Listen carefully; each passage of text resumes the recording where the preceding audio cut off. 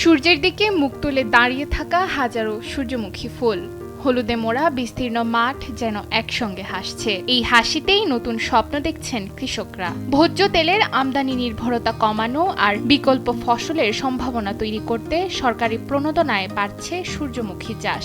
অনুকূল আবহাওয়া আর যত্নে ইতোমধ্যে ফুটেছে ফুল, হচ্ছে বাম্পার ফলন। প্রথমে সূর্যমুখী চাষ করে এবং কৃষি অফিস থেকে প্রণোদনা হিসাবে আমি সার বীজ পেয়েছি, কীটনাশক সহ।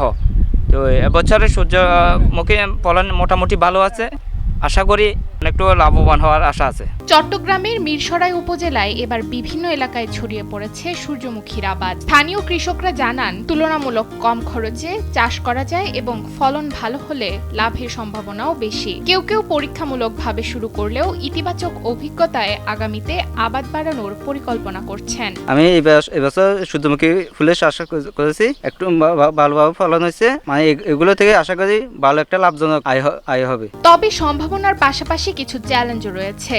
মাঝে মধ্যে পোকামাকড়ের আক্রমণ ও অতিরিক্ত বৃষ্টিপাতের কারণে গাছের ক্ষতির আশঙ্কা থাকে।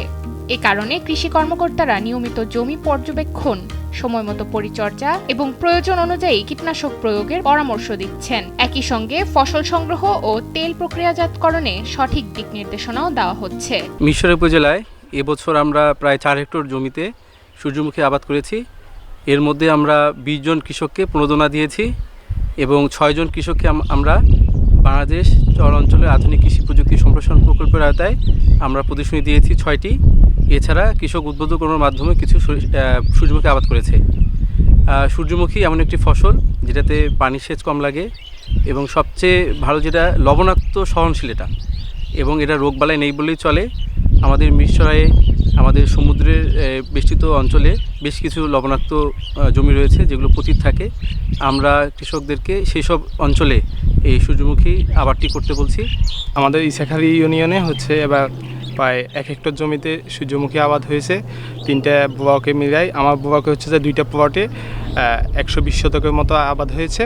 আমরা এবার প্রণোদনা এবং প্রদর্শনীর মাধ্যমে কৃষকদেরকে বীজ, সার এবং যে কীটনাশক সহযোগিতা করেছি প্রয়োজনীয় সংখ্যক, এবং যথাসময়ে এসে পরিদর্শন করার মাধ্যমে প্রয়োজনীয় ব্যবস্থাপনা গ্রহণের জন্য জানাচ্ছি, তদারকি করছি নিয়মিতভাবে। আমরা এটা যে আমাদের বাংলাদেশের চর এলাকার আধুনিক কৃষি সম্প্রসারণ প্রযুক্তি প্রকল্পের মাধ্যমে একটা প্রদর্শনী। এই প্রদর্শনীর আওতায় এখানে 40 শতক জমিতে সূর্যমুখী আবাদ করা হয়েছে। সূর্যমুখীর এই সোনালী মাঠ শুধু প্রকৃতিকে রাঙাচ্ছে না, কৃষকদের অর্থনৈতিক সম্ভাবনাকেও দিচ্ছে নতুন গতি। প্রয়োজনীয় সহায়তা, প্রশিক্ষণ ও বাজার ব্যবস্থা নিশ্চিত করা গেলে মিরসরাইয়ের কৃষকদের জন্য সূর্যমুখী হতে পারে লাভজনক ও টেকসই একটি বিকল্প ফসল। চট্টগ্রামের মিরসরাই থেকে শিহাবুদ্দিন সিদ্দিকের পাঠানো তথ্যচিত্রে ডেস্ক রিপোর্ট, নুসরাত তালবিয়া।